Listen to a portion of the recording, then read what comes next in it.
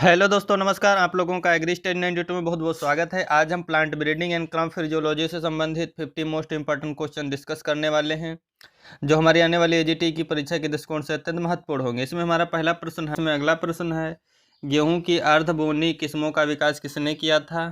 स्वामीनाथन, जेबी Baden, Norman Borlaug या Darwin? तो इसका राइट ऑप्शन हो जाएगा नॉर्मन बोरलॉग। जो गेहूं की अर्धबोनी वैरायटीज थी उनका विकास जो है नॉर्मन बोरलॉग ने किया था। अगला प्रश्न है, मेंडल ने अपने प्रयोगों में किस पौधे का यूज किया था? मक्का, मटर, मूंग? तो इसका राइट ऑप्शन हो जाएगा पाइसम सेटाइवम यानी मटर। मेंडल ने अपने प्रयोगों में मटर प्लांट का यूज किया था। ऑप्शन नंबर सी राइट है। अगला प्रश्न है, हाइब्रिड मक्का में पहली बार कब आया? तो जो हाइब्रिड मक्का है भारत में पहली बार कब आया था? तो ऑप्शन नंबर बी राइट हो जाएगा 1961 ईस्वी में।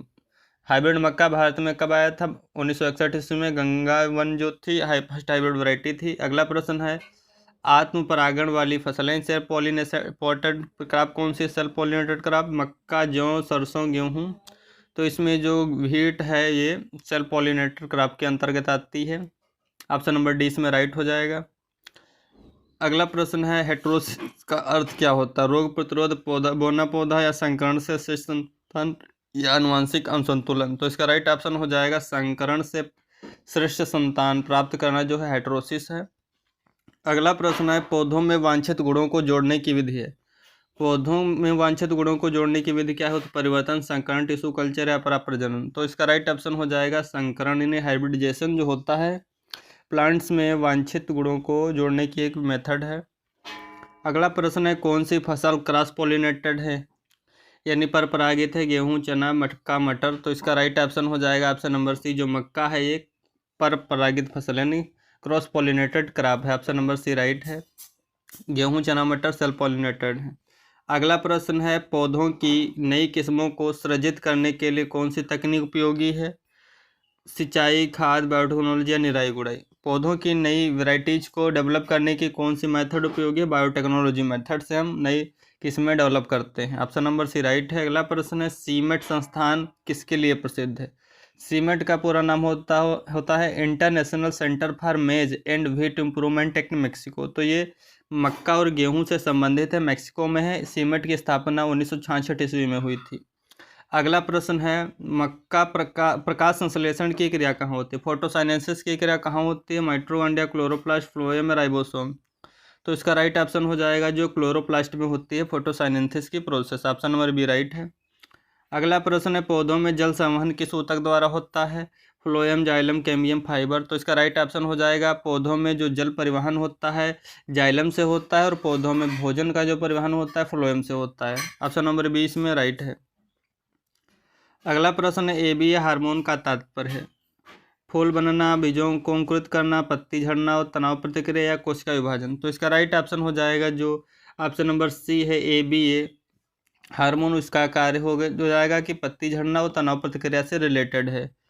अगला प्रश्न है, ट्रांसपीरेशन मुख्यतः होता है? ट्रांसपीरेशन कहाँ से होगा? जड़ों से, पत्तियों से, तनों से या बीजों से? तो इसका राइट ऑप्शन हो जाएगा ऑप्शन नंबर बी, पत्तियों से यानी ट्रांसपीरेशन वाष्पोसर्जन होता है। ऑप्शन नंबर बी राइट है। अगला प्रश्न है, जिबरेलिन हार्मोन का कार्य? जिबरेलिन हार्मोन क्या करता है? कोशिका विभाजन या जड़ों की वृद्धि, पौधों की लंबाई बढ़ाना है, बीज की निष्क्रियता? तो इसका राइट ऑप्शन हो जाएगा जो जिबरेलिन है वो पौधों की लंबाई बढ़ाता है। ऑप्शन नंबर सी राइट है। अगला प्रश्न है, फ्लोएम का कार्य? जल परिवहन, पोषक तत्वों का परिवहन, प्रकाश संश्लेषण या अवशोषण? तो इसका राइट ऑप्शन हो जाएगा जो फ्लोएम होता है पोषक तत्वों का परिवहन करता है प्लांट में। अगला प्रश्न है, क्लोरोफिल का मुख्य कार्य क्या है? क्लोरोफिल का मुख्य कार्य क्या है? ऑप्शन नंबर सी इसमें राइट हो जाएगा। मुख्य तत्व है क्लोरोफिल का जो मुख्य तत्व है मैग्नीशियम होता है। ऑप्शन नंबर सी इसमें राइट है। अगला प्रश्न है, C4 फसलों का उदाहरण? C4 फसलों का उदाहरण कौन सा है? चावल, गेहूं, मक्का, मटर? तो इसका राइट ऑप्शन हो जाएगा सी। जो मक्का है, गन्ना है, ज्वार, बाजरा, ये सभी जो है C4 क्रॉप्स के एग्जाम्पल हैं। ऑप्शन नंबर सी राइट है।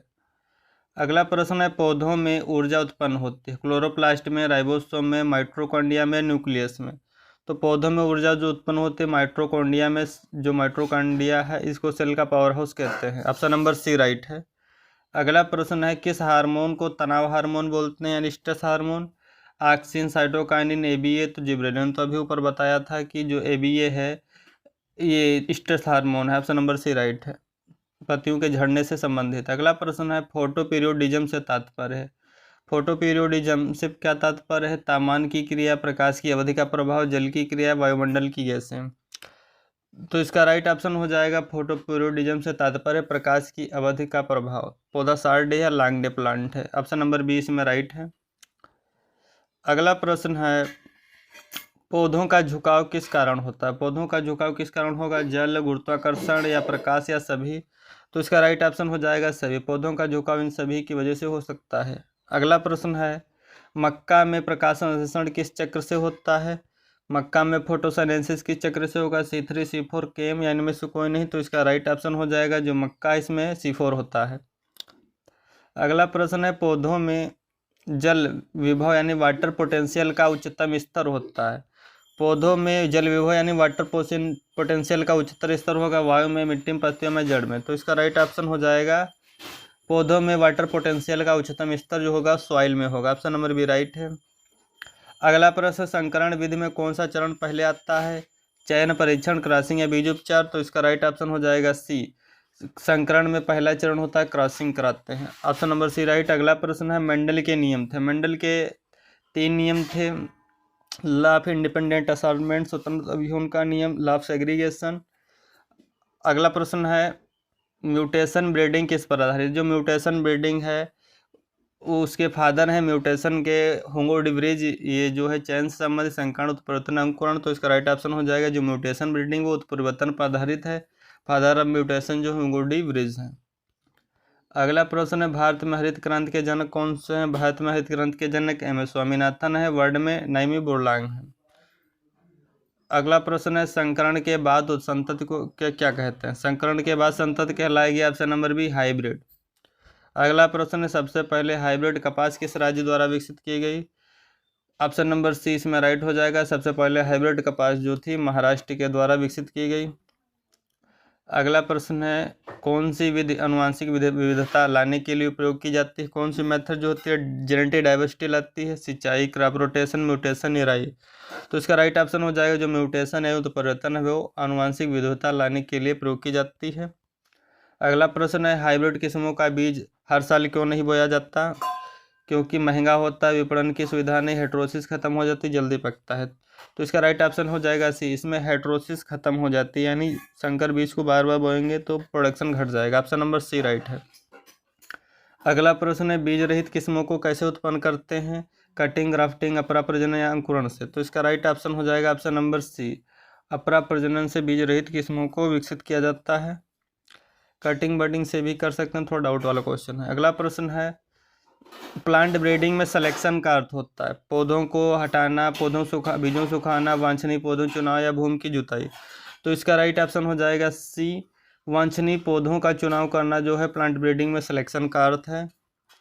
अगला प्रश्न है ट्रांसपीरेशन किस ऊतक से होता है, यानी वाष्पोसर्जन किससे होगा? Xylem, phloem, stomata, cortex? तो जो वाष्पोसर्जन होता है स्टोमेटा से होता है, ऑप्शन नंबर सी राइट है। अगला प्रश्न है पौधों में भोजन का भंडारण कहाँ होता है? पत्तियों में, जड़ों में, बीजों में या सभी में? तो इसका राइट ऑप्शन हो जाएगा सभी। भोजन पत्तियों प्लांट्स में जो भोजन का भंडारण है पत्तियों, जड़, फूल सभी जगह हो जाता है। अगला प्रश्न है ऑक्सिन हार्मोन किस अंग की वृद्धि को प्रेरित करता है? जड़, तना, पत्ती, फल? तो इसका राइट ऑप्शन हो जाएगा बी, जो ऑक्सिन हार्मोन है ये तना की ग्रोथ से रिलेटेड है। अगला प्रश्न है किस गैस की उपस्थिति प्रकाश संश्लेषण के लिए आवश्यक है? CO2, O2, H2, N2? तो इसका राइट ऑप्शन हो जाएगा ऑप्शन नंबर ए, जो CO2 गैस है ये प्रकाश संश्लेषण के लिए आवश्यक गैस है, ऑप्शन नंबर ए राइट है। अगला प्रश्न है पौधों में क्रिया, गति और झुकाव किस प्रक्रिया का परिणाम है? पौधों में जो क्रिया है, गति और झुकाव किस प्रक्रिया का परिणाम है? ट्रांसपिरेशन, फोटोट्रोपिज्म, पफिंग या जलवाष्प? तो इसका राइट ऑप्शन हो जाएगा फोटोट्रोपिज्म। पौधों में जो क्रिया है, गति और झुकाव किस क्रिया का परिणाम है? फोटोट्रोपिज्म की, ऑप्शन नंबर बी राइट है। अगला प्रश्न है माइटोकॉन्ड्रिया को क्या कहते हैं? कोशिका की माँ, कोशिका का रक्षक, ऊर्जा घर, पानी का वाहक? तो ये जो ऑप्शन नंबर सी राइट है, जो कोशिका है माइटोकॉन्ड्रिया है कोशिका का ऊर्जा का घर है। अगला प्रश्न है केम पद्धति किस वातावरण में होती है? आर्द्र, उष्ण, शुष्क, ठंडा? तो इसका राइट ऑप्शन हो जाएगा सी, जो केम पद्धति है वो शुष्क क्षेत्रों में होती है। ऑप्शन नंबर सी राइट है। अगला प्रश्न है प्रकाश संश्लेषण का उत्पाद क्या है? CO2, H2O, H2O, NO2। तो इसका राइट ऑप्शन हो जाएगा ऑप्शन नंबर सी, प्रकाश संश्लेषण का उत्पाद है ऑक्सीजन यानी O2 गैस। अगला प्रश्न है पौधों में सूखा प्रतिरोधी लक्षण कौन सा हार्मोन नियंत्रित करता है? पौधों में सूखा प्रतिरोधी लक्षण कौन सा हार्मोन कंट्रोल करेगा? जिब्रेलिन, साइटोकाइनिन, ऑक्सिन या BA। तो इसका राइट ऑप्शन हो जाएगा जो सूखा प्रतिरोधी लक्षण है पौधों में ये ABA कंट्रोल करेगा। ऑप्शन नंबर डी राइट है। अगला प्रश्न है पौधों में जल सबसे पहले कहाँ जाता है? पत्ती, तना, जड़, फूल। तो इसका राइट ऑप्शन हो जाएगा पौधों में जो मूलरोम होते हैं वहाँ पर सबसे पहले जाएगा वाटर। तो ऑप्शन नंबर सी राइट हो जाएगा। पौधों में जल सबसे पहले रूट्स में जाएगा। अगला प्रश्न है रुबिस्को एंजाइम किस चक्र से संबंधित है? प्रकाश प्रतिक्रिया, कार्बन चक्र, केल्विन चक्र या जल चक्र। तो इसका राइट ऑप्शन हो जाएगा ऑप्शन नंबर सी, जो रुबिस्को एंजाइम है वो केल्विन चक्र से संबंधित है। अगला प्रश्न है पौधों में सबसे अधिक ट्रांसपिरेशन कहाँ होता है? जड़, पत्ती, तना, फूल। तो इसका राइट हो जाएगा ऑप्शन बी, पौधों में सबसे ज़्यादा ट्रांसपिरेशन जो होता है पत्तियों की निचली सतह से होता है। ऑप्शन नंबर बी राइट है। अगला प्रश्न हो जाएगा इसमें कि किस हार्मोन का प्रयोग कटिंग में जड़ उत्पन्न करने के लिए करते हैं? किस हार्मोन का प्रयोग हम कटिंग में जड़ उत्पन्न करने के लिए करेंगे? ऑक्सिन, जिब्रेलिन, AB या एथिलीन।